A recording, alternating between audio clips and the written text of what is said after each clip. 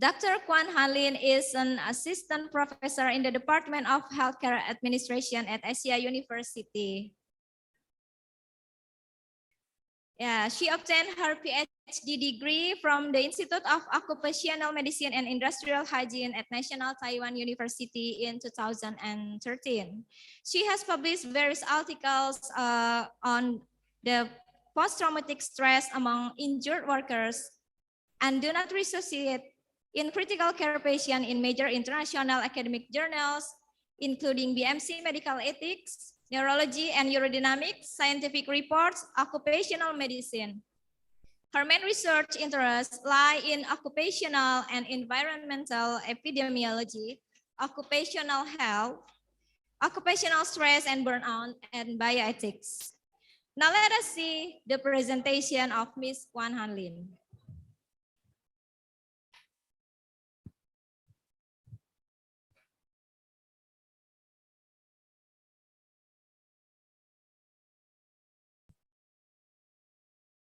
To be here presenting you my research, and the topic of my speech is psychological outcome of workers after occupational injury. This is my outline. First, I'm going to introduce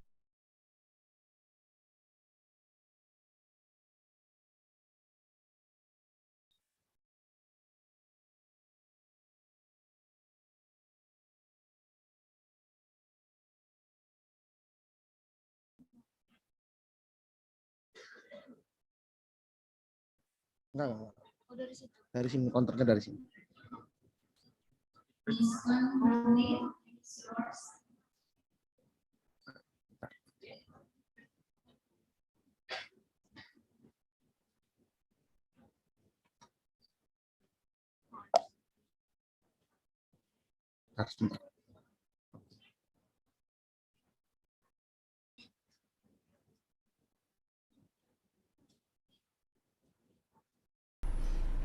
Ladies and gentlemen, I'm Kuan Hanlin. Today, it's my honor to be here presenting you my research, and the topic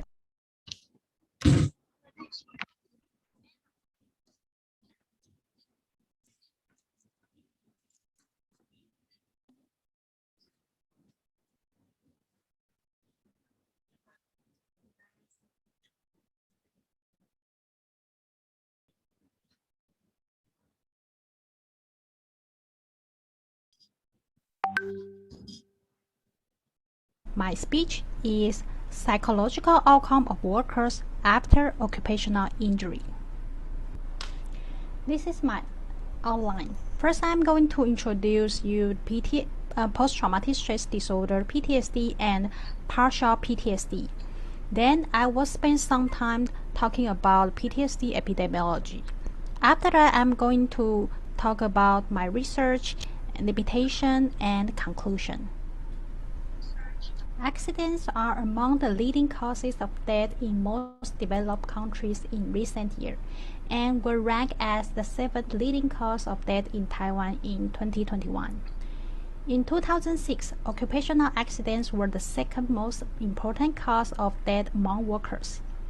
Occupational injury is defined as death, any personal injury or disease resulting from an occupational accident.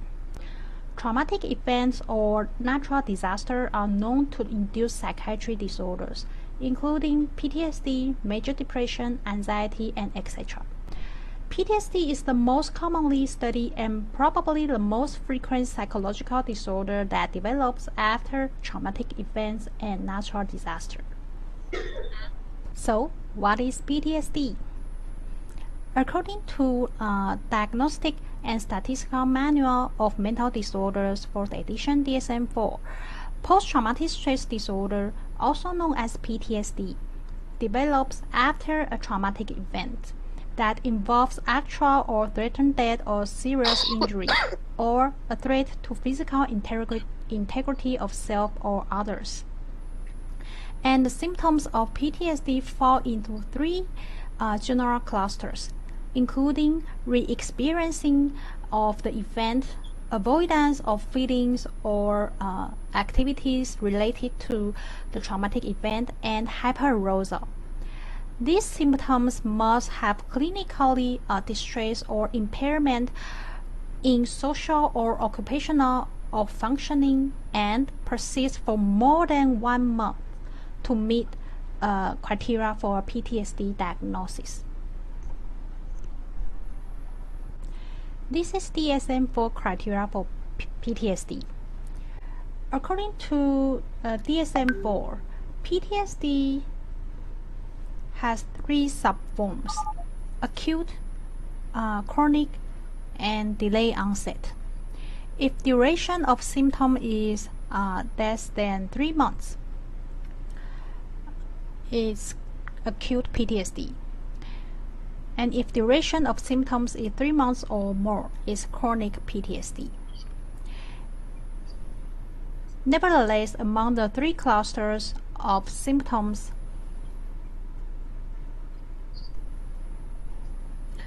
intrusion, avoidance, and hyperarousal defined for PTSD, the diagnosis of partial PTSD, PPTSD, require only 2, and therefore the latter was conceivably less severe symptomatically.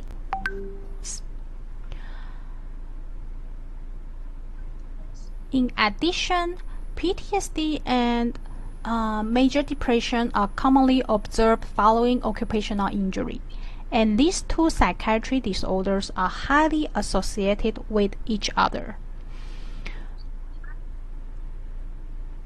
McDonald et al. Found that among injured workers with PTSD, 45% of them had at least 1 other coexisting mental disorders, and major depression was the most frequent coexisting disorder. O'Donnell et al. Found that the prevalence of comorbid PTSD and depression 3 months after physical injury requiring admission to a traumatic service in Australia was 5%.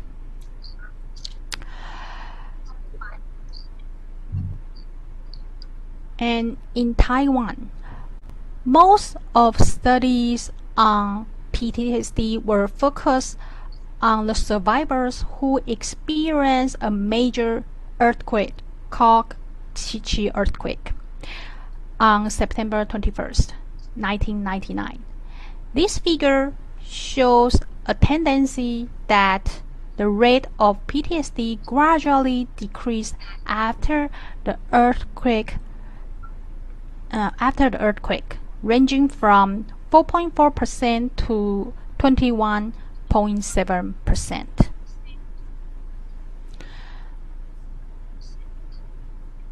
An injury, particularly occupational injury, could severely influence work ability, leading to the issue of return to work, RTW. Return to work outcome is defined as a return to paid work or not within a defined period of time. The rate of return to work after physical injury ranged from 26% to 72%.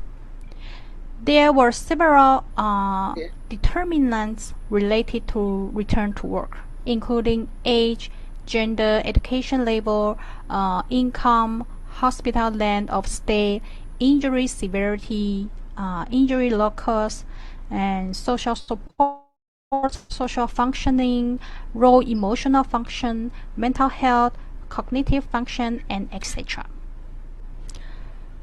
A significant number of studies have highlighted the negative impact of physical impairment and symptoms on return to work after injuries. However, the psychological symptoms developed after injury may also complicate return to work after injuries. Although psychological symptoms after occupational injury have been recognized in the previous studies, its significant relationship with return to work has been paid less attention in occupational health. Also, the relative importance of psychological factors in explaining return to work has not been investigated in workers after occupational injuries. Therefore, I conducted 3 studies.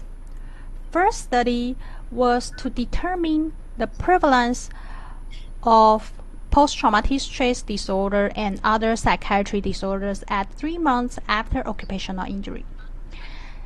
Second study was to determine the prevalence of chronic PTSD and other psychiatric disorders at 12 months after occupational injuries, and to evaluate the association between risk factors and the occurrence of long-term psychological symptoms.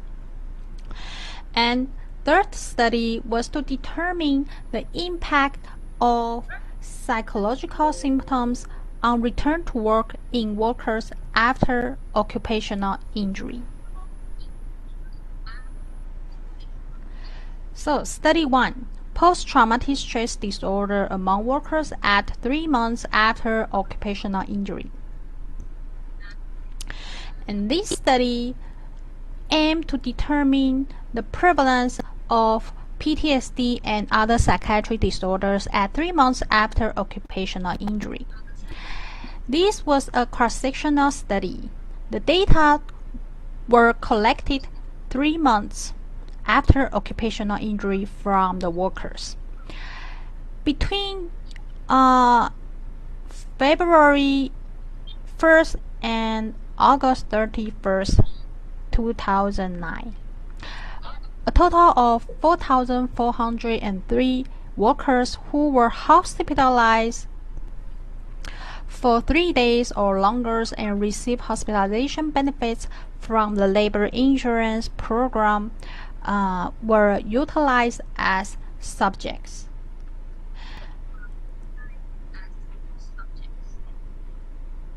And a 2-stage survey study was conducted. A self-reported questionnaire including brief symptom rating scale BSRS 50 and post-traumatic stress checklist PTSD was sent to injured workers at 3 months after injury for screening of mental conditions. And those who met the criteria were recorded for phone interview using mini international neuropsychiatric interview, mini by a psychiatrist. And BSRS 50 consists of 50 items self-report rating scale, which is used to measure 10 psychophysiological symptoms and has been tested in Taiwan. PTSD, post-traumatic symptom checklist, is a quick screening test which is used to select a subset of respondents who are likely to have PTSD or more intensive diagnostic assessment. The second stage survey used the Taiwanese version of MINI International Neuropsychiatry Interview, MINI. It's a short structured diagnostic interview for DSM-4 and ICD-10 psychiatry disorder. The following criteria were used to recruit workers for phone interview using MINI by a psychiatrist. First, General Survey Index GSI score or BSRS greater than or equal to 2 standard deviations above the norm, which is score 70 or higher, or any item of PTSD reported at severe level or higher, or any 2 items of PTSD reported at moderate levels or higher. The main finding of the first study, a total of 2,001 workers completed the self-reported questionnaire, and a total of 357 scored high on either the BSRS 50 or PTSD and were the candidates for a phone interview. Among these candidates, 148 respondents completed the mini interview. And the estimated rates of PTSD, PPTSD, major depression, and comorbid PTSD, PPTSD, and major depression of the 2001 injured workers were 2.7%, 4.1%, 3%, and 2.3%. The estimated rate of either PTSD, PPTSD, or major depression was 7.5%. And workers with intracranial injury had higher rates than other injuries. Second study. This study aimed to examine the prevalence rates of both PTSD and major depression at 12 months in workers experiencing different types of occupational injury in Taiwan. Demographic and injury-related risk factors for psychological symptoms were also evaluated. So, between February 1 and August 31st, 2009, a total of 4,403 workers who were hospitalized for 3 days or longer and received hospitalization benefits from the labor insurance program were utilized as subject. This study was also a two-stage investigation. The detail of the two-stage of investigation were previously reported in the first study. So briefly, the first stage involved a self-reported questionnaire including BSRS 50 and PTSD for screening of psychological symptoms. And the self-reported questionnaire with a cover letter explaining the purpose of our study was sent to the home of all subjects at 12 months after injury.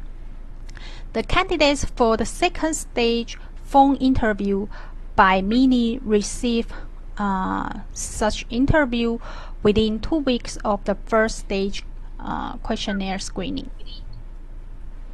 A total of 1,233 workers completed the questionnaire.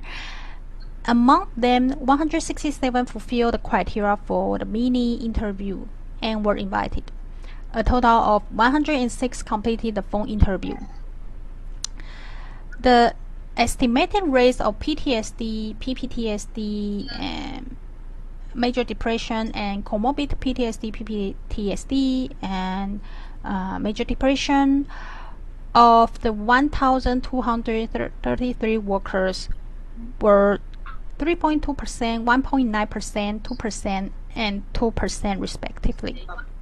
The estimated rate of PTSD, PPTSD, or major depression was 5.1%.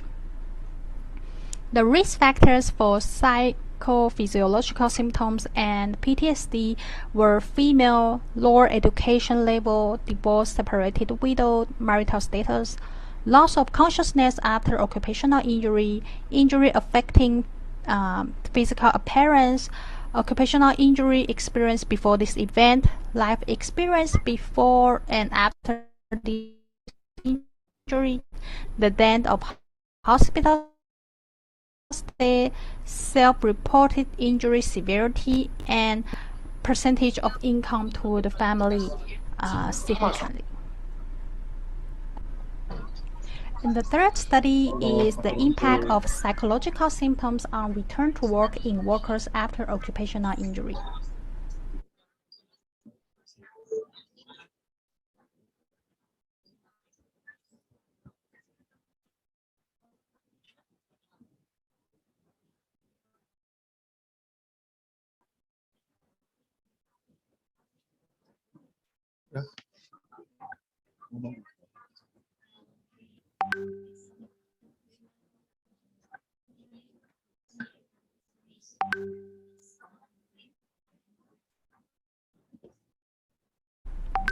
This study aimed to determine the impact of psychological symptoms on return to work in workers after occupational injury.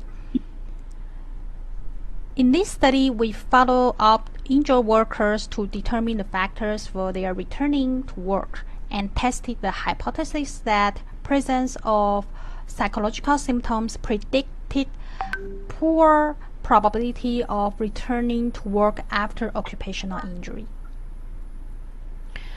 And at 3 months after occupational injury, 57.4% of workers were able to return to work. And among the remaining 552 who had not returned to work at 3 months after injury, 225 reportedly returned to work by 1 year, resulting in an overall non-return to work rate of 31%.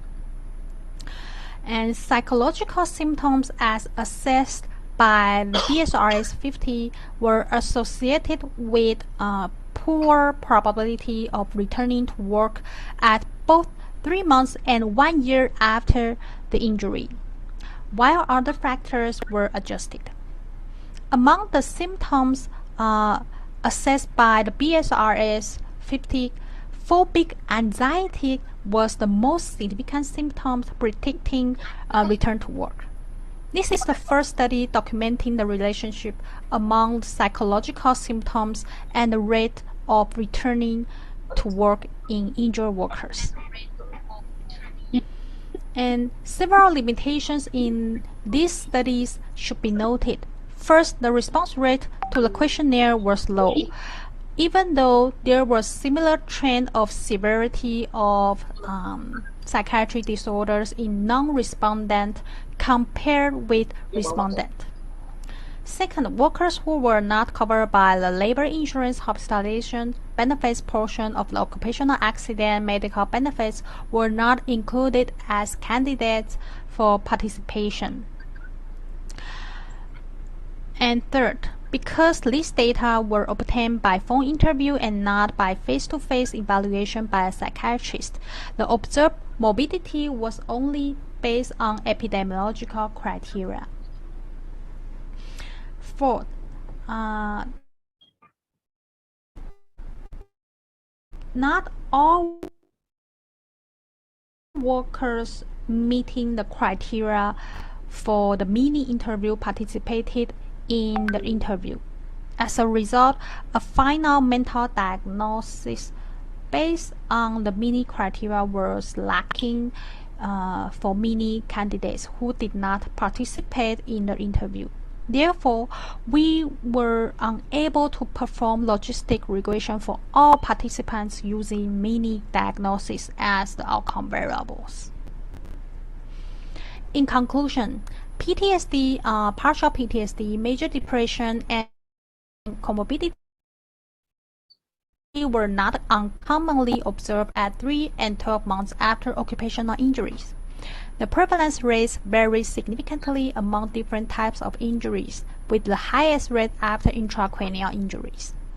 Risk factors identified in this study may be useful indicators of subsequent PTSD and major depression for clinicians in early identification efforts. Development of an early intervention program to detect and manage psychiatric disorders following occupational injuries is warranted. And I'd like to acknowledge the study was supported by the grant from the Institute of Occupational Safety and Health Affairs in Taiwan. Thank you for your attention. Your comments are most welcome.